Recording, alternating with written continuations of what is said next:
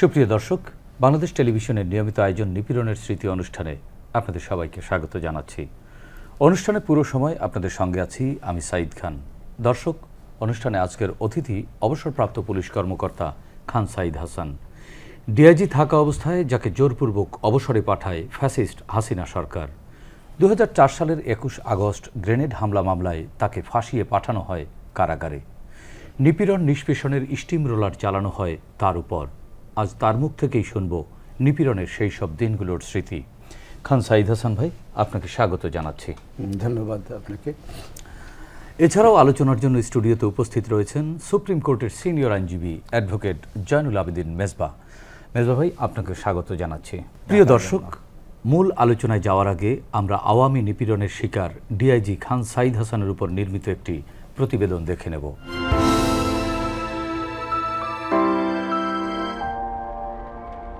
জাহাঙ্গীরনগর বিশ্ববিদ্যালয় থেকে গ্রাজুয়েশন শেষ করে সপ্তম বিসিএসে সম্মিলিত মেধা তালিকায় তৃতীয় এবং পুলিশ ক্যাডারে প্রথম হন সিরাজগঞ্জের খান সাইদ হাসান। এতে পূরণ হয় তার মানব সেবার লালিত স্বপ্ন। পুলিশে বিরচিত ভূমিকার জন্য খান সাইদ হাসান লাভ করেন সোর্ড অব অনার। এছাড়াও তার অসংখ্য স্বীকৃতি রয়েছে দেশ ও বিদেশে। 2004 সালের 21 আগস্ট রাজধানীর গুলিস্তানে শেখ হাসিনার সমাবেশে গ্রেনেড হামলা সংঘটিত হয়। ওই মামলার জেরে 2009 সালে আওয়ামী লীগ ক্ষমতায় এলে বিএনপি ঘেঁষা পুলিশ কর্মকর্তার তকমা দিয়ে ওএসডি করা হয় খান সাইদ হাসানকে। তার ওপর আনা হয় কর্তব্য কাজে অবহেলার অভিযোগ। খান সাইদ হাসান ছাত্র জীবনে কোনো রাজনীতি করেননি, এমনকি তার পরিবারের কেউ বিএনপির রাজনীতিতে জড়িত ছিলেন না। তবে আওয়ামী লীগের প্রতিও তার ছিল না বিন্দু মাত্র ভালো লাগা। পেশাগত কাজে শতভাগ নিজেকে উজাড় করে দিয়েছিলেন সৎ সাহসী এই পুলিশ কর্মকর্তা। তার মেধা ও পেশার প্রতি আনুগত্যের কারণে পুলিশের সর্বোচ্চ পদে আসীন হওয়ার সম্ভাবনা ছিল প্রবল। এ কারণেই ব্যাচমেট সাবেক পুলিশ প্রধান বেনজিরদের ষড়যন্ত্রের শিকার হন ডিআইজি খান সাইদ হাসান। ওই মামলায় 3.5 বছর কারাভোগ করেছেন, পালিয়ে বেরিয়েছেন বহু বছর। এই সময়ের মধ্যে তার ছোট ছোট 3 সন্তান বুলিংয়ের শিকার হয়েছে। আর্থিক টানাপোড়েনের মধ্য দিয়ে দিন কেটেছে। নিরাপত্তাহীনতায় কেটেছে কত শত দিন, কত রাত কেটেছে নির্ঘুম, তার হিসেব নেই।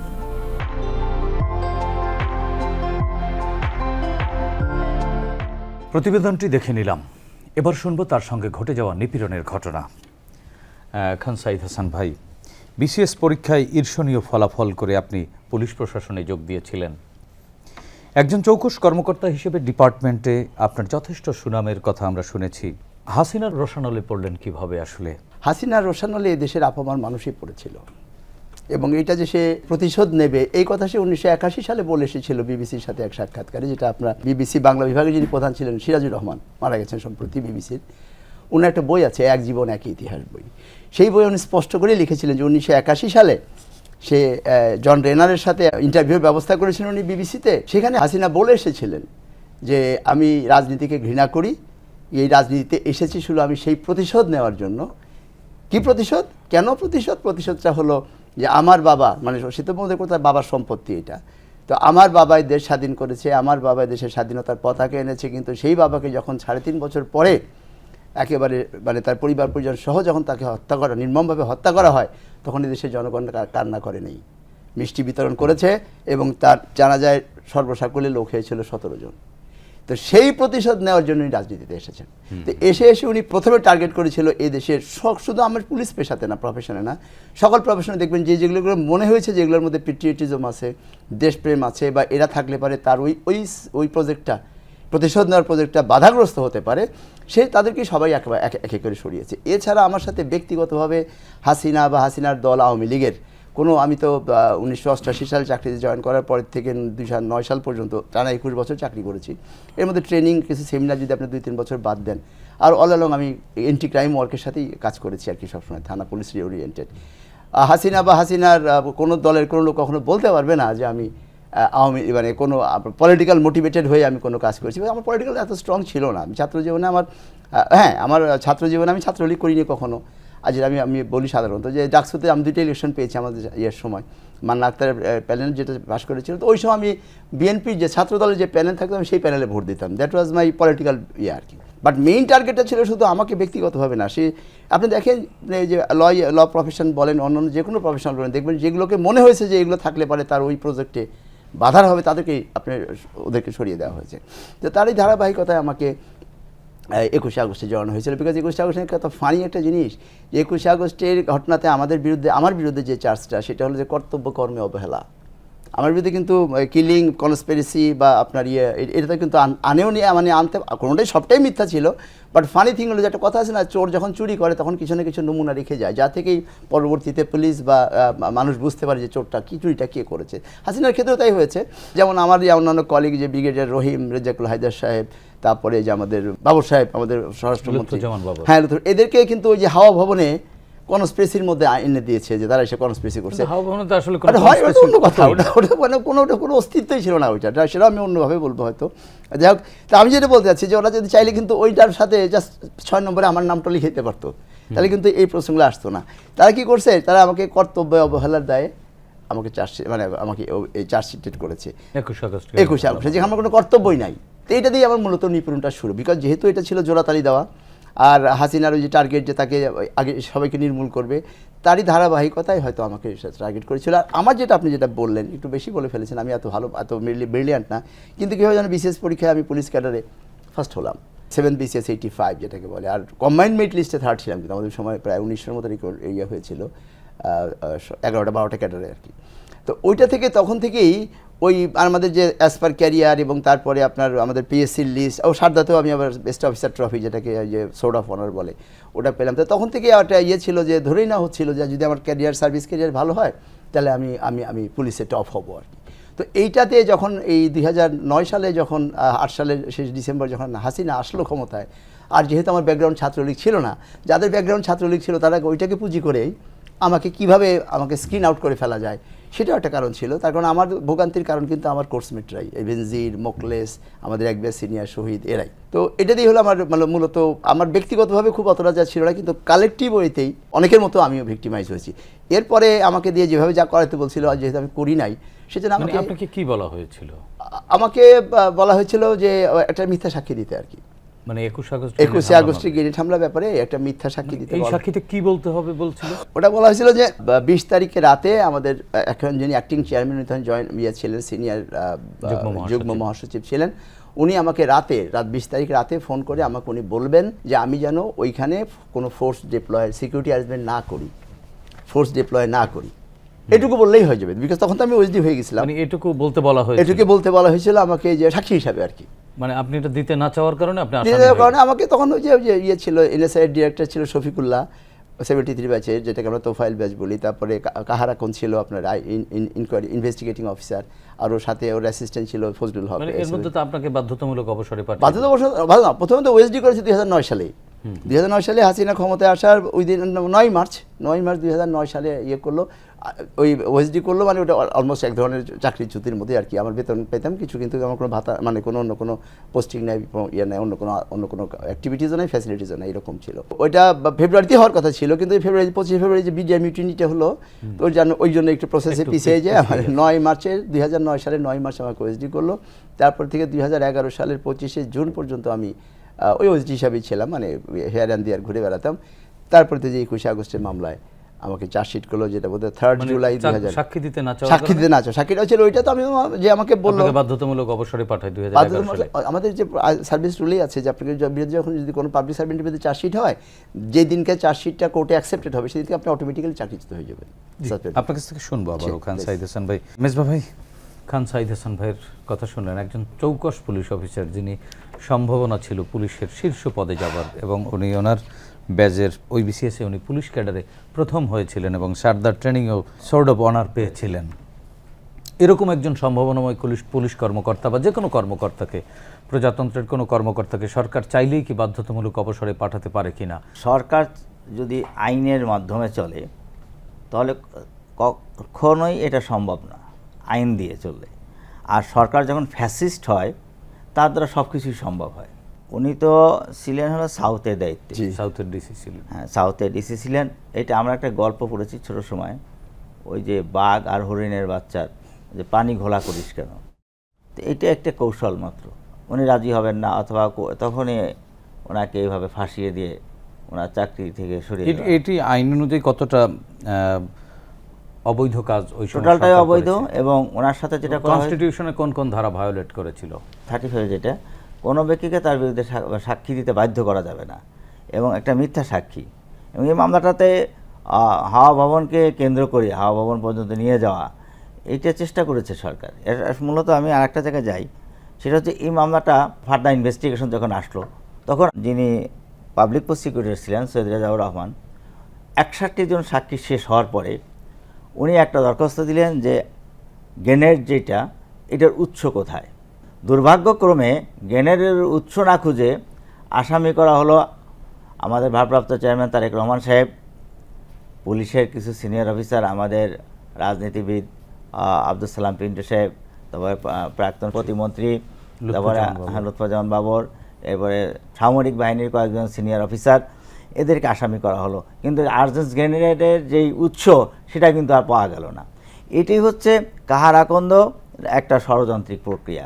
21 আগস্টের মামলাটা টোটালটাই ছিল হলো একটা ষড়যন্ত্র। আপনি দেখবেন যে 2001 থেকে 2006 পর্যন্ত যতগুলো ঘটনা ঘটেছে, সেই ঘটনাগুলোয় বোমা হামলা হচ্ছে, প্রাইম মিনিস্টার মারা যাচ্ছেন না, অথবা নারায়ণগঞ্জে বোমা হামলা হচ্ছে, শামীম ওসমান মারা যাচ্ছেন না, আশপাশের লোকগুলো মারা যাচ্ছে। কত বড় নির্মম! কৌটিল্যের 6টি নীতি আছে, তার ভিতরে একটা আছে অনবরত আঘাত করা, আর একটা আছে আশ্রয় নিরাপত্তায় বাধ্য করা। তারা কিন্তু আমাদেরকে সবসময় অনবরত আঘাত করে যাচ্ছে। যত সময় না তাদের দলীয় অথবা আমাদের দেশের কোনো দল তাদের প্রতি শ্রদ্ধাশীল, অথবা তাদের কথা না শুনে ওই যে স্বামী স্ত্রীর সম্পর্ক না হয়, তত সময় আঘাত করে যাবে। তা ওইটা আঘাত করে গেছে, এবং তারপরেও দেখেছে যে হ্যাঁ, এটা আঘাত করলেই শেষ হবে না। সেটা হচ্ছে যারা তাদের বিরুদ্ধে, অর্থাৎ এই দেশের স্বাধীনতা, সার্বভৌমত্ব, এদেশের উন্নয়ন, সামরিক উন্নয়ন, শিক্ষার উন্নয়ন, শিল্পের উন্নয়ন, সাংস্কৃতিক উন্নয়ন, এটা যারা বিশ্বাস করে তাদেরকে শেষ করে দাও।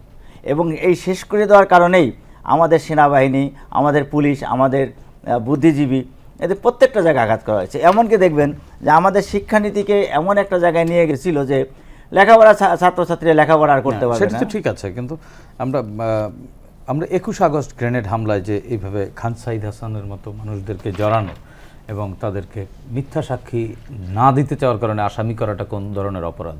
আইনি পদক্ষেপ নিতে পারবেন, সেটাও পেনাল কোডের অফেন্স, যে আমাকে জোর করে সাক্ষী, মিথ্যা সাক্ষী না দেওয়ায় আমি পেয়েছি। এরা যারা খালাস পেয়েছেন সবাই তাদের বিরুদ্ধে আইনি পদক্ষেপ নিতে পারবে। জি মেজবা ভাই, আপনার কাছ থেকে শুনবো, খান সাইদ হাসান ভাই, 21 আগস্ট গ্রেনেড হামলার বিষয়টিকে নিয়ে অতীতেও সাধারণ মানুষের মধ্যে এক ধরনের কৌতূহল ছিল, ধোঁয়াশা ছিল, সন্দেহ ছিল, প্রশ্নও ছিল। কয়েকদিন আগে হাইকোর্টে এ নিয়ে একটি রায় দিয়েছে, সেখানে বিএনপির ভারপ্রাপ্ত চেয়ারম্যান জনাব তারেক রহমান সহ, এবং আপনি নিজেও আসামি ছিলেন, এবং আপনি কারাগারে ছিলেন অনেক বছর, দণ্ড খেটে বেরিয়েছেন, খালাস পেয়েছেন। সেই দিনগুলোর স্মৃতি একটু বলুন, আমরা আসলে শুনতে চাচ্ছি যে সেই দিনগুলো কেমন ছিল, আপনার পালিয়ে থাকা দিনগুলো, জেলখানার জীবন। আমার কারণে অনেকগুলো মানুষ অনেক কষ্ট পেয়েছে। আমি আমার কষ্টটাকে জয় করার একটা শক্তি আল্লাহ আমাকে দিয়েছিল। বিকজ 10 বছর বয়সে 1971 সালে আমি যখন পিতৃহারা হই, আমার বাবা পাকিস্তানি আর্মির হাতে মারা গেছে। তো তখন আমার বয়স 10 বছর, আমার ছোট বোনটার বয়স 10 মাস, ইন বিটুইন আমার 5 ভাই বোন। আমার মার বয়স তখন 33 বছর। 33 বছর বয়সে উনি বিধবা হয়েছেন। তো তখন থেকে এই 71 সালে পরে 72, 73, 74 জানেন কি দুর্ভিক্ষ, কি ভয়। এবং my father was the only earning members, যার মানে রোজগারের উসিলায় আমাদের পুরো ফ্যামিলিটা চলতো, এবং আমার দাদা ও দাদি তখন বেঁচে ছিলেন, জয়েন্ট ফ্যামিলি। তো তখন থেকে এই স্ট্রাগলটা আমি করতে করতে আমি একটা স্ট্রাগল প্রুফ হয়ে গেছিলাম আর কি। যার ফলে 1988-এ যখন আমি চাকরিতে জয়েন করলাম, তারপরে থেকে তার আগের সময়টুকু, মানে 71 থেকে 78, 88 পর্যন্ত আমার যে কি মিজারেবল লাইফ। আমি ঢাকা ইউনিভার্সিটির ছাত্র ছিলাম। এই বিটিভির কথা একটু বলেই নি, আমি না বলে ইয়ে পাবো না। বিটিভি একটা স্মৃতি আছে, সেটা হলো বিটিভিতে আমি এর আগে সর্বশেষ এসেছিলাম 2004 সালে, 2004 সালের 23 অথবা 24 আগস্ট। 2009 সালে যখন আমাকে ওএসডি করা হলো, তখন প্রথমে একটা ধাক্কা খেলাম। আমি জানতাম যে হয়তো বেনজির, মোখলেস, ওরা তো আমার ব্যাচেরই, যদি সিরিয়ালটা আমার পরের দিকে ছিল। তো ওরা তখন থেকে প্রথম থেকেই জানতো, মানে টার্গেট করেছিল যে আমাকে ওই অপারেশনাল পোস্ট থেকে সরাতে হবে। আমাদের তো বিভিন্ন ধরনের পোস্ট থাকে। তো সরানোর পরে তারপরে যখন আমি যেদিন শুনলাম যে আমার বিরুদ্ধে চার্জশিট হচ্ছে, আমি আর আমার ওয়াইফ বসে বিকালবেলা ওই টেলিভিশন দেখতেছিলাম, ওই বিকালে চা খাইতে খেতে, তখন দেখতেছি টেলিভিশনের স্ক্রলে লেখা যে আমি এবং ডিসি ওবায়দ আমাদের বিরুদ্ধে চার্জশিট হচ্ছে। তো এটা তো একটা মানে বিনা মেঘে বজ্রপাতের মতো অবস্থা আর কি। তো যাই হোক, তো সেটা হওয়ার পরে যেহেতু আমার উপরে অভিযোগটা ছিল আমি মিথ্যা সাক্ষী দিই নাই, তখন মিথ্যা সাক্ষী তো সবাই দিছে মোরলেস। তখন থেকে আমি জানতাম যে আমার উপরে বিশেষ করে সিআইডি এডিশনাল যে মকলেস, তারপরে ওদের বেশি ছিল যে আমার কারণে, আর শফিকুল যার কথা বললাম ডাইরেক্টর এনএসআই, যে আমার কারণে ওরা মানে ফুল মার্কসটা ওদের আপার কাছ থেকে পেল না। আমাকে দিয়ে যদি কথাটা বলাতে পারতো, আমি কিন্তু পজিশনের কারণে, আমার পদের কারণে বা ওই মানে পোস্টিংয়ের কারণে চাইতে আমাকে দিয়ে বলাতে পারলে সেটা বেশি গ্রহণযোগ্য হতো ওদের আপার কাছে। এটা ছিল মূলত টার্গেট। যখন এটা আমাকে ফেল করলো না, সেটাতে কিছু পয়েন্ট কমে গেছে তাদের। এবং শফিকুল্লাহ এখনও মনে করে হয়তো যে আমাকে দিয়ে বলাতে না পারার কারণে সে ডাইরেক্টর থেকে ডিজিএনএসআই হতে পারে, তার কারণ আলটিমেট এটা ছিল ডিজিএনএসআই হওয়ার জন্য। তো এনিওয়ে, তো যার জন্য আমার পরে আমার প্রচণ্ড থ্রেট ছিল যে ওই রাগের আক্রোশ, ততদিনে তো 12-13 সালে তো যে খুন গুম শুরু হয়ে গেছে, চৌধুরী আলম আমাদের ইলিয়াস আলী ওদেরকে নিয়ে গেল, তা পাওয়াই যায়নি এখনও। তো যাই হোক, তখন থেকে আমি আর মানে কোর্টে হাজির না হয়ে আমি অ্যাবসকন্ট হলাম, আমি আর ওবায়দ। কি যে বিভীষিকাময় জীবন, এটা মানুষ জেলে থাকার চাইতে পলাতকটা অনেক বেশি কঠিন কষ্টের। তখন আমরা দুজন থাকতাম। কোথায় ছিলেন? আমরা 2-3 মাস 6 মাস পর পর জায়গা চেঞ্জ করতাম, হ্যাঁ, মানে ওই প্লেস চেঞ্জ করতাম। আমরা তো ভাড়া নিয়ে থাকতে পারতাম না। ভাড়া নিয়ে থাকতে গেলে তো ওকে ভাড়া তো দিতাম না, ভাড়া দিতে পরিচয় দিতে হতো, কারো না কারোর সাথে কোনো ফ্যামিলির সাথে থাকতাম। আর তো শুধু আমার নিজের কষ্ট যেতে ফ্যামিলির জন্য বেশি কষ্ট লাগতো। কারণ কি, ওরা তো আমার কারণে যদি আমি যদি ওখান থেকে মানে কট হই বা অ্যারেস্ট হই বা যাই কিছু, তাহলে ওরা তো আমরা একা না, ওই ফ্যামিলি মেম্বারগুলো সহ সবাইকে বেকায়দায় ফেলবে। এরপরে লোকজন যাইতে পারতো না, আমার ওয়াইফ ওই বেচারি, তাকে ফলো করা হতো। ইভেন আমার যে মেয়েটা, যখন উপকার হয়েছে সবগুলো কাজে, তো আল্লাহ পাক তো কোনো না কোনো কাজ করেন তার বান্দাদেরকে পুরস্কার দেওয়ার জন্যই বা পরিবর্তনের জন্যই। আমার বাসা শান্তিনগর মোড়ে, ওই আমার মেয়েটা পড়তো বিকারুন্নেসা স্কুলে, ওয়াকিং ডিস্টেন্স 5-7 মিনিট লাগতো। তো ওই যে ওখানে তখন সিটিএসবি আপনারও ছিল, সিটিএসবি অফিসের সামনে যখন যেহেতু তখন তাকে দাঁড় করাইতো, ও হয়তো তাকে আজে বাজে কথা বলতো, যে ভাই তোমার বাবা কোথায় থাকে, ওই পুলিশের লোকজন তথাকথিত ইত্যাদি ইত্যাদি। তো তারপরে যেটা হলো, লাভের মধ্যে যেটা লাভটা হয়েছে, মেয়েটা যখন আমার ক্লাস 9-এ পড়ে, তখন থেকে সে বোরকা পড়া শুরু করলো। বোরকা মানে জাস্ট তাকে যাতে করে তাকে আইডেন্টিফাই করতে না পারে, রাস্তার বাম দিক দিয়ে না, যে রাস্তার ডান দিক দিয়ে যাইতো। এটা হলো আমার মেয়েটার দুর্গতি। আর আমার যে ছেলেটা, যেটা এখন মাশাআল্লাহ ব্যারিস্টার হয়েছে, ও তখন জগন্নাথ ইউনিভার্সিটিতে ল পড়ে। তো ওরকম গাড়ি তো পাই না, অনেক সময় বাসে টাসে তো বাস থামায়, বাসের মধ্যে তাকে জিজ্ঞাসা করতো, তার মোবাইল ফোন চেক করতো, তোমার বাবার ফোন আছে কিনা ইত্যাদি ইত্যাদি কিনা। পরে সেই ছেলেটা কী করলো, ভয়ে বাসে যাওয়া বন্ধ করে দিল। পরে একটা বাইসাইকেল কিনে ও আপনার ওই যে ওই অলিগলিতে জগন্নাথ কলেজ ইউনিভার্সিটিতে যাইতো, আর পাশাপাশি ইংলিশ ল পড়তো, এবং সবসময় একটা আতঙ্ক, ভয়, আর খুন ইয়ের ভয়। আমাকে এরকমও ভয় দেখানো হয়েছিল, ইঙ্গিত দেওয়া হয়েছিল যে যদি আমি এখন যদি কোর্টে ট্রায়ালের পর্যায়ে যদি যাই, আমি যদি ইয়ে করি, মানে স্বীকারোক্তি না দিই বা ওই কথাগুলো না বলি, তাহলে আমার ছেলে মেয়ে বা আমার ফ্যামিলির উপরেও কিডন্যাপের একটা ঝামেলা আসতে পারে। তো এইটা গেল আমার বিফোর ইয়ের কথা, আপনার জেলে ঢোকার আগের কাহিনী। বুঝতেই পারে, একটা রাষ্ট্র যদি একটা তার নাগরিকের উপরে যদি চড়াও হয়, আর রাষ্ট্রের প্রধান হাসিনার মতো একটা ডাইনি, যে তার রাষ্ট্রকে মনে করতো তার বাপের সম্পত্তি, তার নিজের সম্পত্তি, এবং সেটা যেভাবে সে বলতো সেভাবেই চলতো, সেই রমান রাজাদের মতো। তো সেরকম একটা জায়গায় আমার মতো একটা ক্ষুদ্র মানুষ। ফ্যামিলি চলতো কিভাবে, আসলে সংসার চলতো কিভাবে? ফ্যামিলি চলতো মানে ধরেন, আমার তো ওই বন্ধু বান্ধব কিছু ছিল, আত্মীয় স্বজন তো আমার, যে আমার শালাটা বিজনেস করে, আমার শালা এবং আমার ছোটো ভাই দুজনই মোটামুটি ভালো ব্যবসায়ী। ওরা সিরাজগঞ্জে, আমার ছোটো ভাই টিভিনের ছোটো ভাইটা সিরাজগঞ্জ চেম্বারের ডাইরেক্টর ছিল, আমার শালক যেটা ও টাঙ্গাইলে লোক করতো। তাছাড়া তো ধরেন যে আমাদের তো কিছু তো সঞ্চয় থাকেই, এইভাবেই চলেছে আর কি, খুব একটা অসুবিধা না। আর কিছু জমি জমা ছিল টুকটাক, সেগুলো আবার পৈতৃক সূত্রে পাওয়া কিছু নিজেও কিনেছিলাম বিদেশের বাড়িতে চাকরি জীবনে, সেগুলো বিক্রি টিক্রি করে মোটামুটি অসুবিধা হয়নি, ওইভাবে চলে গেছে আর কি। যাই হোক, এটা গেল আপনার জেলের আগের কাহিনী। এরপরে যখন জেলে গেলাম, কত সালে? এটা 2018 সালে আপনার 30শে অক্টোবর রায় হলো। তারপরে প্রস্তুতি নিয়ে আমার তো ভয় ছিল যে আমাকে হয়তো ক্যাপিটাল পানিশমেন্ট দিবে, রহিম সাহেব, রেজাকুল সাহেবদের মতো। তো যাই হোক, আল্লাহ হয়তো তরফ থেকে ওদের আসে নাই, ওই মানে শয়তানিটা ওই পর্যায়ে যায় নাই, যার ফলে 4 বছরের সাজা যখন হলো, তখন যে জানুয়ারি মাসের 30শে জানুয়ারি 2019 সালে আমি সারেন্ডার করলাম কোর্টে। এরপরের গল্প শুনবো আমরা একটু জয়নুল আবেদিন মেজবা ভাইয়ের কাছ থেকে শুনে আসি। মেজবা ভাই, আপনি শুনলেন একজন পুলিশের ঊর্ধ্বতন কর্মকর্তা ছিলেন, এবং তিনি ওই জায়গার দায়িত্বেও ছিলেন না, তাকে পালিয়ে বেড়াতে হয়েছে, তার বাচ্চাদেরকে কিডন্যাপের হুমকি দেওয়া হয়েছে। শিশু বাচ্চা মেয়ে, যাকে মানে পুলিশের তাঁরই সহকর্মীরা যেভাবে হয়রানি করা শুরু করেছে, সেই শিশু মেয়েটা রাস্তার উল্টো পাশ থেকে হাঁটা শুরু করলো এবং বোরকা পরতে বাধ্য হলো। তার সন্তান একটা ইউনিভার্সিটিতে পড়ে, সে বাসেও যেতে পারতো না, পরে বাইসাইকেল কিনে গলিতে গলিতে গলি দিয়ে ক্লাস করতে যেতেন এবং তার বাচ্চাকে টিউশনি করে সংসার চালাতে হয়েছে, এটি আসলে কোন ধরনের অপরাধ? এরকম শিশুদেরকে আইনশৃঙ্খলা বাহিনী হুমকি দিতে পারে কিনা? 21 আগস্টের মামলায় যারা আসামি ছিলেন শুধু উনি না, এদের ওয়াইফরা যারা গ্রেপ্তার ছিলেন, ব্রিগেডিয়ার আব্দুর রহিম সাহেব, তারপরে আব্দুর রেজ্জাকুল হায়দার সাহেব, উনি সহ সবাই, এরা কেউ এসে দেখা করতে পারতেন না এবং কোর্টের ওখানে তাদেরকে প্রচুর হ্যারাসমেন্ট করা হতো, ফ্যামিলিতে হ্যারাসমেন্ট করা হতো, বাসায় যে পুলিশের লোকজন যে এবং বিভিন্ন সংস্থার লোকজন যে তাদের হয়রানি করেছে।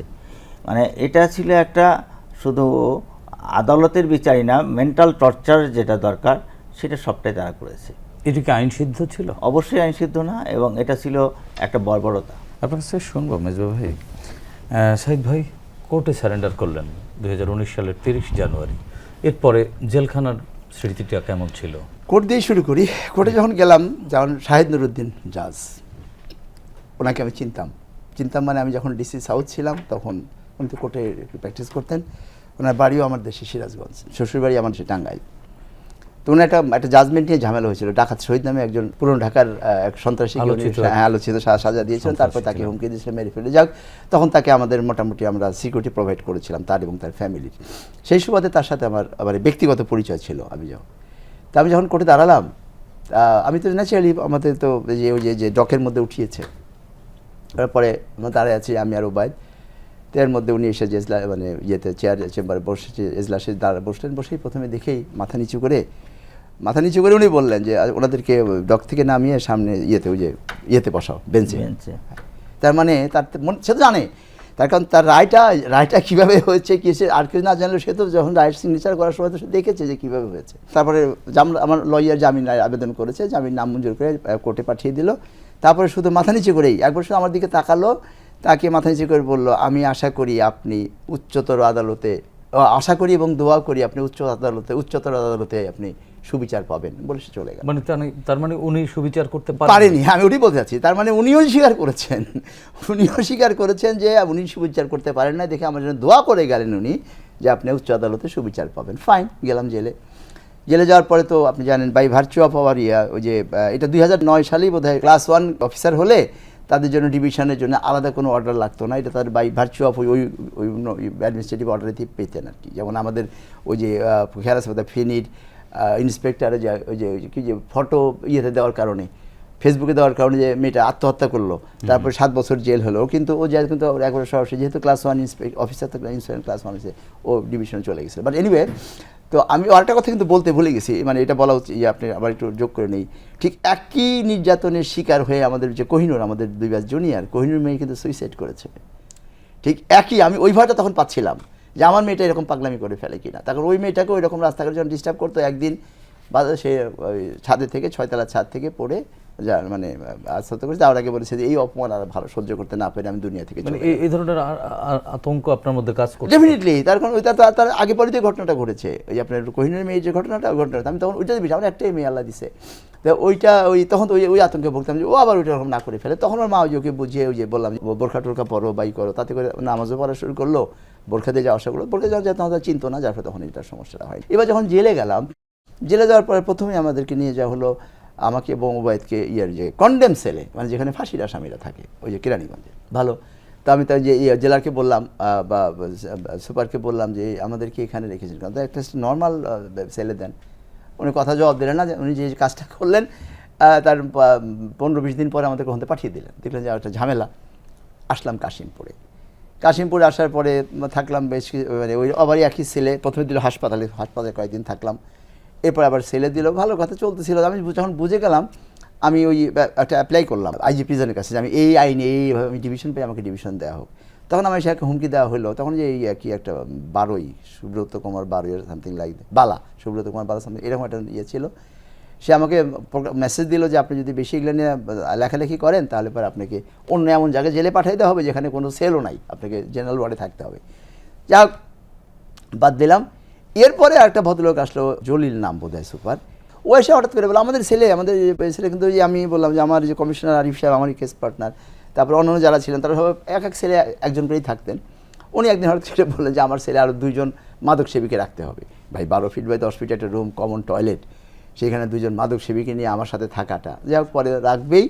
পরে অনেক রিকোয়েস্ট অনুরোধ করে বিভিন্নভাবে বললাম অন্তত একজনকে রাখো। তা আমার বাকি প্রায় 9 মাস ওই একজন মাদক সেবীর সাথে আমার বাকি 9 মাস কাটাইতে হয়েছে। ইউ আন্ডারস্ট্যান্ড যে কী মিজারেবল লাইফটা গেছে। আমি অন্যদের কথা একটু বলি, তার কারণ আমি তো সুযোগ পেয়েছি, আমি শুধু আমারটা বলতে চাই না। ব্রিগেডিয়ার রহিম, হাওয়া ভবনে যেদিন চক্রান্তের কথা বলা হয় সেদিন উনি সিএমএইচ হাসপাতালে পাইলসের চিকিৎসা দিচ্ছিলেন।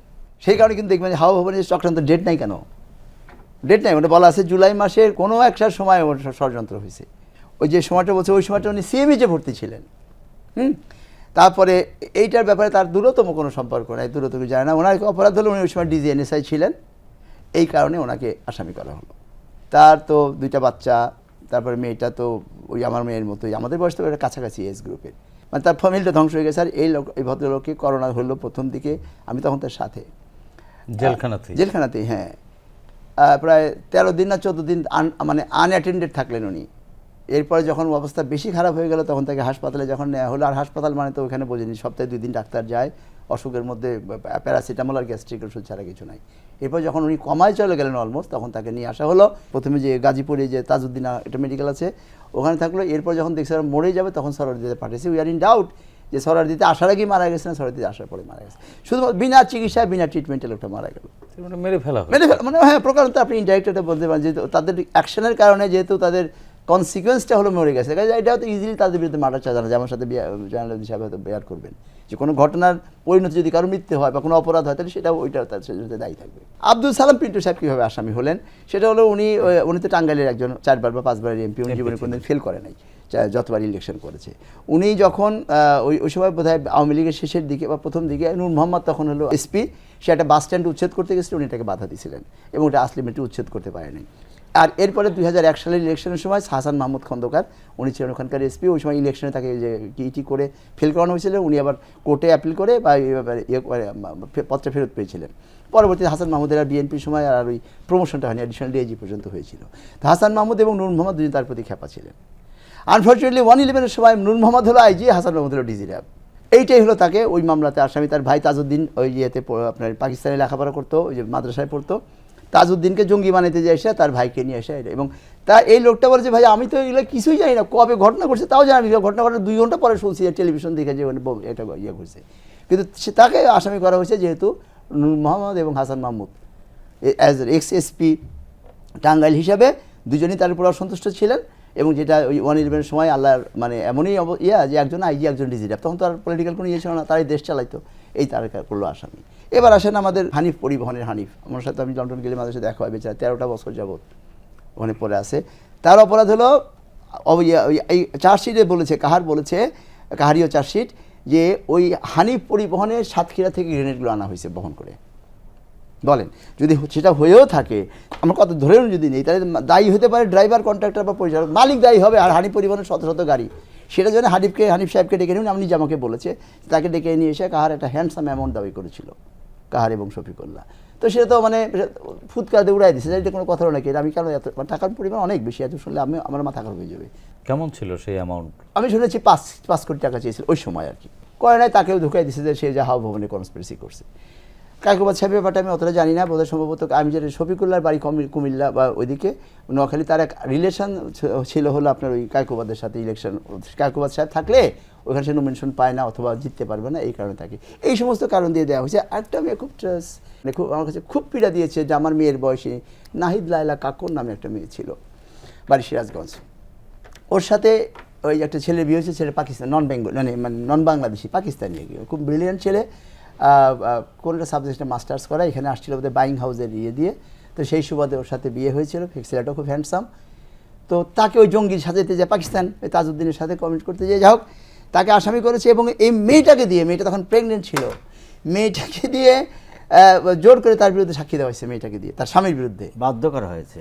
আপনি জানেন রিয়ার একটা ঘটনা যে কোনো স্ত্রীকে, হ্যাঁ উনি জানেন, স্ত্রীকে আদালতে দাঁড়িয়ে বাধ্য করা হচ্ছে যখন তার চোখের পানি পড়তেছে, এক্স্যাক্টলি যখন শেষ সাক্ষী শেষে যায়, আর এবং তাদের একটা প্রেমের সম্পর্ক দিয়ে বিয়ে হয়েছিল।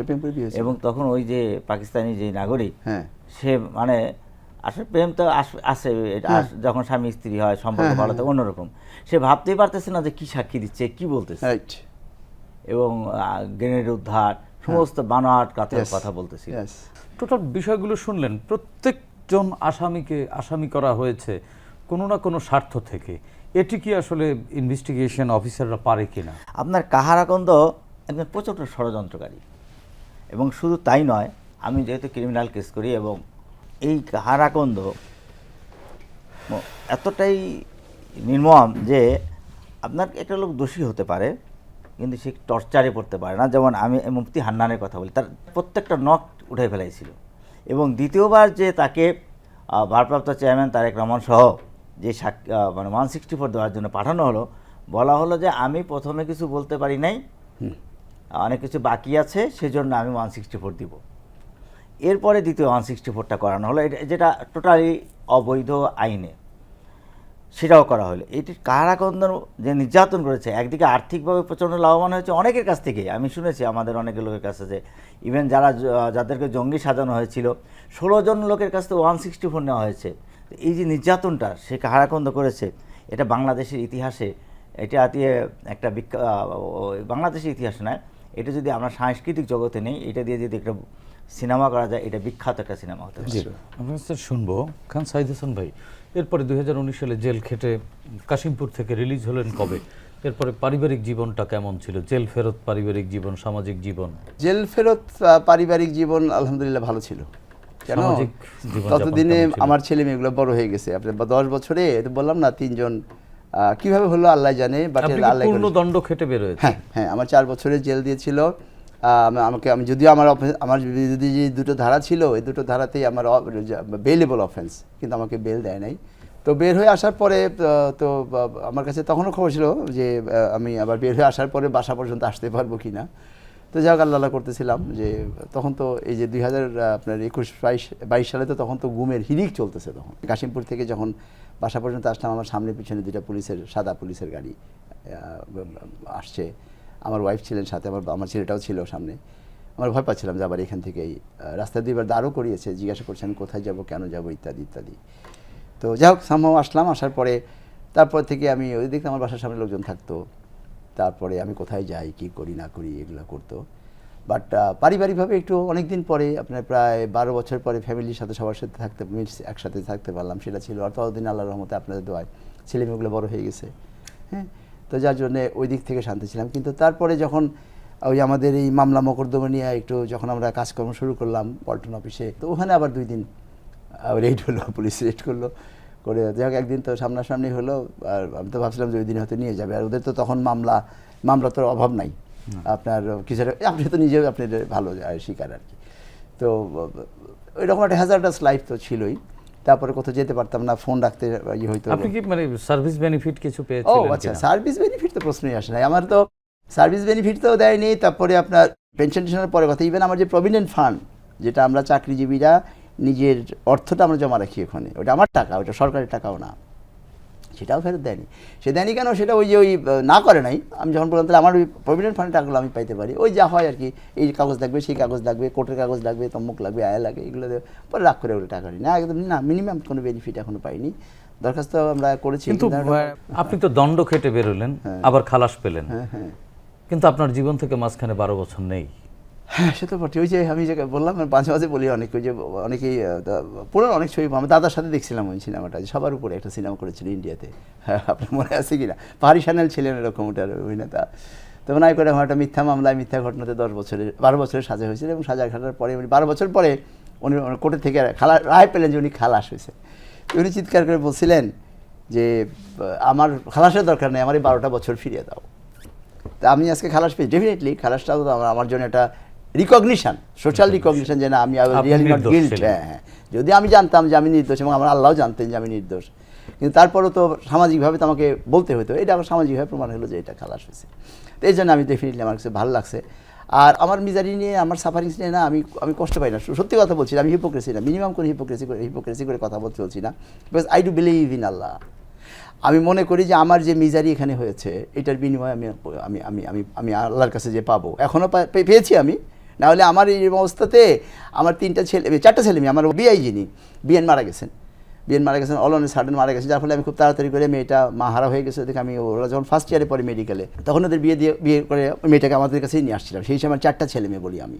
তো এই 4টা ছেলে মেয়ের লেখাপড়া, এই যে খরচ টরচ, এগুলো মানে এত কষ্টের মধ্যে থেকেও ওরা মানে এই জিনিসটা ওদেরকে ওইটার ডেভেলপ করেছে যে আমাদের কেউ নাই, আমাদেরটা আমাদেরকেই করতে হবে। ওর বাপের ক্ষেত্রে যেটা হয়েছিল 10 বছরের বয়সে যে আমাকেই করতে হবে, সেটা থেকেই এটা দিয়ে আমার মধ্যে ওই ডিটারমিনেশনটা এবং ওই সেলফ ডিপেন্ডেন্সিটা আমাদের ডেভেলপ করেছিল আমার 4টা ছেলে মেয়ের মধ্যে। মাশাআল্লাহ, ওইটা ডেভেলপ করার কারণে ওরা খুবই ভালো করেছে আর কি। আর দ্বিতীয়ত হলো যে আমাদের এই যে এখন যেটা হয়েছে এই খালাসের পরে, অন্তত নাতিরা বলতে পারবে যে না, আমার দাদা আসলে দোষ করে নাই। আমার নাতির বয়স 8 বছর, ও তাই ওদের হয়তো নাহলে ওদের হয়তো কোনো একটা সময় এসে হয়তো আমাকে সবাই 50 বছর পর তো সবাই ইতিহাস পড়েই জানতো যে আমি একটা কিলার ছিলাম বা আমি একটা অপরাধী ছিলাম। সেই জিনিসটা ঢাকা পড়ছে। আপনারা তো মিথ্যা মামলায় বিনা অপরাধে জেল খেটে বেরোলেন, সার্ভিস বেনিফিট পাননি, কিন্তু এটি তো একটি ঘটনা, নিঃসন্দেহে এই ঘটনার সত্যতা উদ্ঘাটন করা জরুরি। হ্যাঁ, ওটা আমি আর করতে পারি না। এবং সেই ঘটনার তো বিচার আপনিও চান এবং বিচার হওয়া উচিত, আপনি কি মনে করেন? হ্যাঁ, এটা নিয়ে যে এত শয়তানি হাসিনারা করবে এটা আমার ম্যাডাম বুঝতে পারেননি। হ্যাঁ, তাহলে পরে হয়তো তখনই ব্যবস্থা নেই। বাট ওনার যে একটা সদিচ্ছা ছিল, আমি আপনাকে বলি, ওই সময় যে বললাম যে FBI একটা টিম ছিল, ওই সময় কিন্তু উনি অন্য কাজে এসেছিলেন আর কি। ওই সময় কিন্তু ম্যাডাম চেয়েছিলেন তাদেরকে এনগেজ করতে, FBI টিমকে অ্যালং উইথ আওয়ার আমাদের পুলিশের সাথে। এবং আমরা ওই FBI টিমকে নিয়ে আমরা গিয়েছিলাম সতনে হাসিনার সাথে, হাসিনাকে ইন্টারভিউ করার জন্য। এবং হাসিনার গাড়িতে যে ওই যে টায়ার পাংচার হয়েছে, গাড়িতে গুলি লাগছে ইত্যাদিদের কারণে। আমি যেটা বললাম যে একমাত্র গুলির ঘটনা যেটা ঘটেছিল, যেটা মাহবুব মারা গেছে, চার্জশিটে, নিউজে, এজাহারে কোথাও গুলির ঘটনা নাই। সবাই ছিল হলো বোমা হামলা হয়েছে। তাহলে গুলিটা কে করলো? ইট ইজ আমাদের কাছে পরে আমরা যে জানতে পেরেছি মাহবুব ওই কনস্পিরেসির ঘটনাটাও ছেড়ে জেনে ফেলেছিল। বিকজ এটার মাস্টার মাইন্ড ছিল তারেক সিদ্দিকী, ওই যে জেনারেল সিদ্দিকী, যেটা আমরা পরে জেনেছি। তো তারেক সিদ্দিকীর সাথে তো সবসময় থাকতো মাহবুব। ও সামহাও বিষয়টা জেনে গেছিলো যে হোয়াট ইজ গোয়িং অন এবং কীভাবে কী হচ্ছে, যার জন্য হি ওয়াজ কিল্ড বাই গানশট। এবং বলা হয়েছে ওই গানশট নাকি তার গাড়িতে লাগছে। সেই গাড়ি দেখার জন্য এবং হাসিনার স্টেটমেন্ট নেওয়ার জন্য ম্যাডাম তো মানে উনি অফার করছিলেন যাওয়ার জন্য, তো ওনাকে অ্যাকসেপ্ট করেনি, দেখে দেয় নাই। এখানে কেন এসেছিলাম? আমি যে বললাম লাস্ট আমি এসেছিলাম 23শে আগস্ট 2004 সালে টিভিতে। ওই সময় টিভির যিনি ডিজি ছিলেন, আমি নামটা এই মুহূর্তে মনে করতে পারছিলাম না, হি ওয়াজ প্লেস আন্ডার সাসপেনশন। কেন জানেন? 21 তারিখের যে ওই ঘটনাটা উনি রাত্রি 8টার খবরে লিড নিউজ হিসাবে 3 নম্বরে রেখেছিলেন। এই অপরাধে ম্যাডাম তার চাকরি দিয়ে সাসপেন্ড করেছিল যে that could be the first lead news. এরকম একটা বড় ঘটনা ঘটলো। তো ডিজিকে সাসপেন্ড করা হয়েছিল, সে এটাকে লিড নিউজ করে নেই দেখে ম্যাডাম করেছিলেন। উনি যেতে চাইছেন হাসিনার কাছে, ওনাকে অ্যালাউ করেন, দেখে যেতে পারেননি। আমরা গিয়েছিলাম FBI টিম সহ, সেটাকে আমি এন্ট্রি করতে দেয় নাই। পরে ম্যাডাম নিজে গেছে না সিএমএসে যে ওই যে আইভি রহমান এবং ওই যে আমাদের ওই যে তারিক সিদ্দিকী ছিল, তাদের চিকিৎসা খোঁজ খবর। আমি যেটা বলতে চাচ্ছি যে কোনো একটা ঘটনা, এরকম বড় বড় ঘটনায় একটা জিনিস বিবেচনা আনা হয় যে এই ঘটনার বেনিফিশিয়ারি কারা, লুজার কারা। আরে ভাই, 2001 সালে 2/3 মেজরিটি নিয়ে বিএনপি সরকারের ক্ষমতায়, যেটা বাংলাদেশের ইতিহাসে কখনো ছিল না। একমাত্র ছিল 1973 সালে শেখ মুজিব জোর করে আনিছিল 2/3। তো সেই 2/3 গভর্নমেন্ট তখন তো তাদের পুরো মানে মৌসুম, ওই সময় এইরকম একটা ঘটনা ঘটিয়ে তাদের একটা সাজানো বাগানকে তছনছ করবে, এটা কোনো বেকুব বলতে পারে বা করতে পারে? কাজে লুজার হয়েছে বিএনপি, বেনিফিশিয়ারি হয়েছে আওয়ামী লীগ। তো যেটা বলতেছিলাম যে সেই রকম একটা ঘটনায় তখনও ম্যাডাম চেয়েছিলেন এটা প্রপার ইনভেস্টিগেশন হোক। জি, এবার আমরা যদি বিএনপি যদি দায়িত্বে আসে, ডেফিনেটলি আমরা এটাকে FBI না, দরকার হলে আমরা জাতিসংঘের অধীনে তত্ত্বাবধানে আমরা এটা করাবো এবং করাবো ইনশাআল্লাহ। আমাদের প্রস্তাব তো থাকবে এটাই। আপনি তো বাধ্যতামূলক অবসরে গিয়েছিলেন, কোনো সার্ভিস বেনিফিট পাননি, এখন আপনি আসলে কি চান রাষ্ট্রের কাছে? এখন রাষ্ট্রের কাছে চাই হলে এটা বিচার করতে চাই, এবং এটা বিচার করার জন্য যা কিছু লফুল অ্যাকশন আছে সেটাতে আমরা রাষ্ট্রের সহায়তা যাবে। রাষ্ট্রের সহায়তা না করলে বিচার পাওয়া যাবে না। মেজবা ভাই, খান সাইদ হাসান ভাই বললেন যে তিনি রাষ্ট্রের কাছে অনেক কিছু চান এবং ন্যায় বিচার চান। আসলে এখানে এরকম একটি ঘটনা তো ঘটেছিল, এই ঘটনার তদন্ত করে সুষ্ঠু বিচার তো হওয়া উচিত, এবং সেটি আইনের প্রক্রিয়াটা কেমন হতে পারে? এটা পুনরায় তদন্ত হওয়া উচিত। এবং ওই ঘটনার সাথে আমি যেটা বলতেছিলাম যে বিএনপি ক্ষমতায় আসার পর কয়েকটা ঘটনাই ঘটেছে, সারা দেশব্যাপী ঘটেছে। 63টি ডিস্ট্রিক্টে একসাথে বোমা হামলা হয়েছে। এর পিছনে তৎকালীন বিএনপি সরকারকে ক্ষতিগ্রস্ত করার জন্য, যে এই যে আমাদের বর্তমান সরকার, তাদেরকে আরও সতর্ক হতে হবে এখন যে পরিস্থিতি চলছে। এবং এটা ওনারা যারা আইনি প্রক্রিয়ার যাওয়ার চিন্তা ভাবনা করছেন, তো সেক্ষেত্রে আইনের পথ খোলা আছে? আইনের পথ খোলা আছে, ওনাদের প্রশাসনিক ট্রাইব্যুনাল একটা আছে। আর একটা আছে পুলিশের নিজেরই যারা আছেন ওনাদেরকে যেটা সেদের ব্যবস্থা করা, পুলিশ প্রশাসনের যারা আছেন তাদের পক্ষ থেকে যে হ্যাঁ এরা নির্দোষ ছিল এবং এদের বাকি পাওনাটা দিয়ে দেওয়া। আর যদি তা না করে তাহলে ওনার ছেলে ও লয়ার একটা দরখাস্ত করে যদি প্রশাসন পুলিশ থেকে ব্যবস্থা না নেয় তাহলে রিটও করতে পারবেন, কারণ ওনাদের তো মানে ন্যায্য পাওনা না। খান সাইদ হাসান ভাই নিজের জন্য চাচ্ছেন না, সবার জন্য চাচ্ছেন। যারা অন্যায় করেছে তাদেরকে এই মিথ্যা মামলায় জড়িত করার জন্য কাছাকাছি সাজা, যেমন মৃত্যুদণ্ড সাজার জন্য যাবজ্জীবন সাজা, এরকম একটা ব্যবস্থা আছে পেনাল কোডের 211-তে, যে আমি যদি মিথ্যা মামলা করি কাউকে তাহলে আমাকেও ওই মিথ্যা মামলা দায় নিতে হবে। খান সাইদ হাসান ভাই, হ্যাঁ, আমি এক মিনিট বলবো। আমি শুধু জয়নাল আবেদিন সাহেবকে একটু সাপ্লিমেন্ট করি। শেখ হাসিনা এ পর্যন্ত 19 বার আক্রমণের শিকার হয়েছেন, কিন্তু ওনার একটা লোমেও তার আঁচল লাগেনি, নাম্বার 1। আর আইনি ব্যবস্থা যেটা হলো, দুইটা আইন তো ব্যবস্থা দুই নেওয়া যাবে। একটা হলো মিথ্যা সাক্ষ্য সৃষ্টি করা, যেটা উনি বললেন, যেটা 211 হতে পারে, আবার 193 থেকে মিথ্যা সাক্ষ্য সৃষ্টি করার জন্য পেনাল করে যেগুলো আছে সেগুলো হতে পারে। তাতে করে তাদের অলরেডি যাবজ্জীবন হয়ে গেছে। মিথ্যা সাক্ষ্য সৃষ্টি করার ফলে যে সাজাটা হয় সেই সাজারই উনি সেই সমপরিমাণ সাজা তার হয়ে যাবে। তার মানে এখন যাবজ্জীবন, মৃত্যুদণ্ডটা কার্যকর না হলে যাবজ্জীবন তো সবারই হয়েছে, কাজে যাবজ্জীবন সাজা হবে। আর শারীরিক নির্যাতন করা তো ওই যে আপনার পুলিশ নিজেরাই আইন করেছিল 2013 সালে, পুলিশ হেফাজতে নির্যাতন, ওইটা হবে। আর আমাদের যেটা, আমরা তো ডেফিনেটলি এখন ক্ষতিপূরণ মামলা করবো, আমাদের 12 বছরের হিসাব আছে না। তবে আমার একটা জানি না, এটা অনেকে অবশ্য অসন্তুষ্ট হবে, আমি এই টাকাটা সরকারের কাছ থেকে নিতে চাই না। সরকার কোত্থেকে টাকা দিবে? এই দেশের জনগণের টাকাটা তো আসবে রাজস্ব খাত থেকে, রাইট? সরকার রাজস্ব খাতে টাকা দেওয়া মানে জনগণের ট্যাক্স থেকে টাকা দিবে। তো এই জনগণের কাছ থেকে আবার টাকা চুষে নিয়ে আমি টাকা নিব না। তারা যারা এটার সাথে জড়িত সম্পৃক্ত, তাদের মানে যে স্থাবর অস্থাবর সম্পত্তি বিক্রি করে সেই টাকা আমাদেরকে দিতে হবে। সেটা তো আইন হয়তো করতে হবে, সেই আইনের জন্য আমাদের পরবর্তী নির্বাচিত সরকারের জন্য আমরা অপেক্ষা। ধন্যবাদ খান সাইদ হাসান ভাই, ধন্যবাদ জয়নাল আবেদিন মেজবা ভাই। আমরাও প্রত্যাশা করি এর ন্যায় বিচার প্রতিষ্ঠা পাবে। শেখ হাসিনা একালের একজন পুরনো স্বৈরাচার, যার মস্তিষ্কের ভেতর ছিল কেবলই ক্ষমতায় টিকে থাকতে খুন গুম তার কাছে ছিল মামুলি ব্যাপার, যার অসংখ্য প্রমাণ তিনি রেখে গেছেন বিগত দিনগুলোতে। ডিআইজি খান সাইদ হাসান দেশ ও দেশের মানুষকে ভালোবেসে এসেছিলেন পুলিশ প্রশাসনে, কিন্তু হাসিনার আক্রোশের শিকার হয়ে তিনি তার চাকরি জীবনের পুরো সময় শেষ করতে পারেননি। ষড়যন্ত্রের মুখে পড়ে চাকরি হারানোর পাশাপাশি হাসিনার জুলুম নির্যাতনের শিকার হন তিনি। এই অনুষ্ঠানে আপনিও যোগ দিতে পারেন। আমাদের ইমেইল nipironersriti.btv@gmail.com পাঠাতে পারেন আপনার সঙ্গে ঘটে যাওয়া যে কোনো নিপীড়নের ঘটনা। আগামীতে বাংলাদেশ টেলিভিশনের মাধ্যমে আমরা সেগুলো তুলে ধরব। সে পর্যন্ত সবাই ভালো থাকুন, সুস্থ থাকুন, বাংলাদেশ টেলিভিশনের সঙ্গেই থাকুন। আল্লাহ হাফেজ।